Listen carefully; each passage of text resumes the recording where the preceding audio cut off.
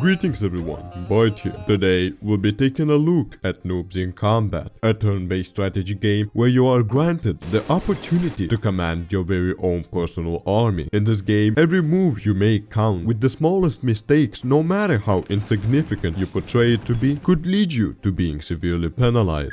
Your boy's about to explode.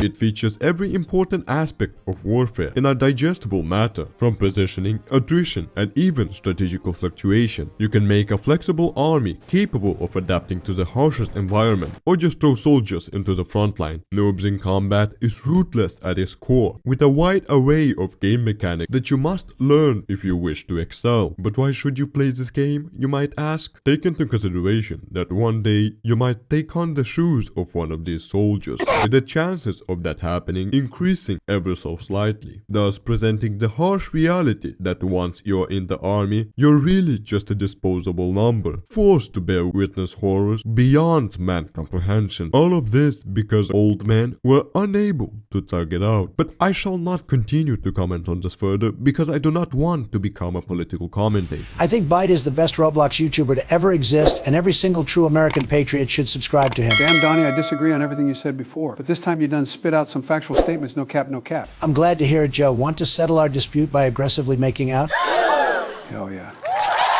Gameplay. You start the game with a handful amount of units and a finite amount of funds at your disposal. You get more funds through the completion of military campaign, which offers various unique scenarios for you to experience, such as historical conflicts, alternative history, and even the famous ethnic conflict between Roblox noobs and the now extinct Roblox guests. Each campaign contains different maps. Different maps offer different challenges to tackle, with community-made ones holding the very best the game has to offer, ranging from jungle fights, urban battles, extraterrestrial contact, and if historically accurate Germans bore you, exploration of the German Antarctic base in its full forgotten glory. Your priority as a player is to expand your roster of troops and upgrade them to stronger versions so that you can complete objectives with higher speed and more efficiency. Do not let yourself fooled by the repetitive objectives, because once you're done with the beginner and medium campaigns, that's when shit starts to get real. Enemies become stronger, more versatile, and outright unpredictable at times, forcing you to adapt your loadout ever so often in accordance to the different maps, terrain, and adversaries. Every special military operation starts off with the deployment of your troops. Granted that you chose the appropriate loadout for the map, you position each of them in accordance to their perks and functionality, with armor units acting as spearheads and infantry as support. During the game, situational awareness will be excruciatingly important to avoid ambushes and unexpected surprises.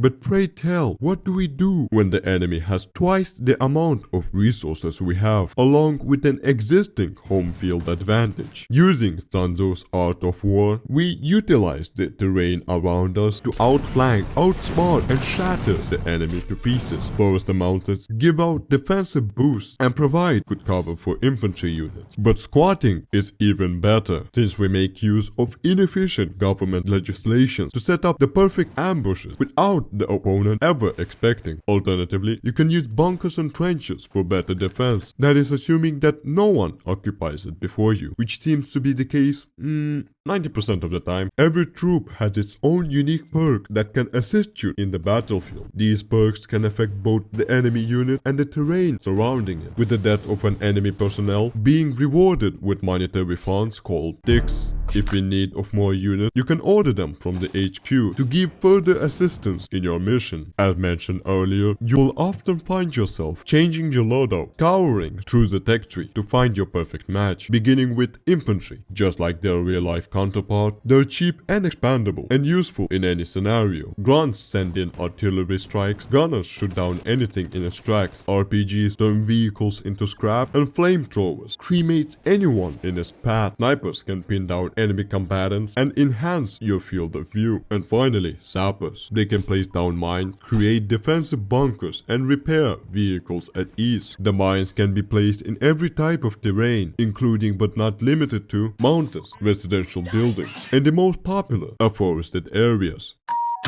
Tau troops have the ability to send in raining bullets tiles away from the battlefield. They're only functional if a radio troop is present within the perimeter of your target. Vehicles come in different shape and sizes, able to utilize droves to the fullest extent. They can help your units cope with their low mobility. Be wary, however, that if you lose your transport vehicles, all of the troops inside it will subsequently perish as well. Combat vehicles are a different story. Equipped with cannons and guns, they can assist you in your campaigns and turn the tides of the battles when needed. Aerial units help you control the sky. Naval units help you control the sea, along with assisting you in further pounding the enemy for good measure. At one point or another, your units will eventually run out of fuel and ammunition, so it is your sacred duty to not only worry about your combative posture, but also take into consideration the logistical matters of your units. You can do it with the help of transport vehicles or with the latest modern reliable technology from Galette. Failing to properly supply your front can lead to rather inconvenient situations, but ultimately it's not the unit that counts, but rather how you make use of them that matters. If you choose to play with higher difficulty, the enemy AI will coincidentally have the seemingly perfect counter for whatever unit you have in your arsenal.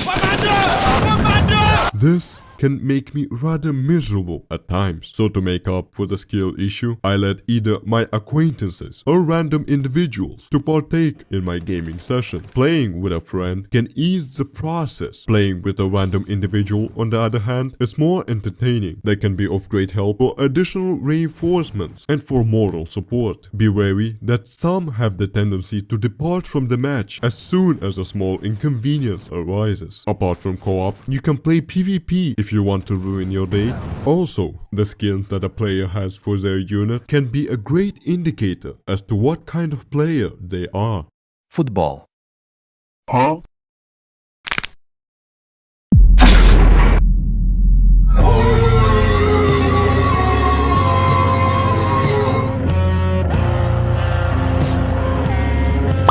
Before I conclude the video, I would like to give a special announcement. I opened a Discord server. In here, you will see me be more active than usual and also have the opportunity to network with many like-minded individuals and form connections that make you a feared user on Discordia. If you want access to early peeks of my videos, along with exclusive rights on my Discord server for the limited price of $1.99. you can acquire just that. It's cheap, affordable, and only charged per every video I make, which taken into consideration my very consistent upload schedule, I can safely assure you that your money is safe. As always, more videos are to come, so stay tuned for that. Thanks for watching.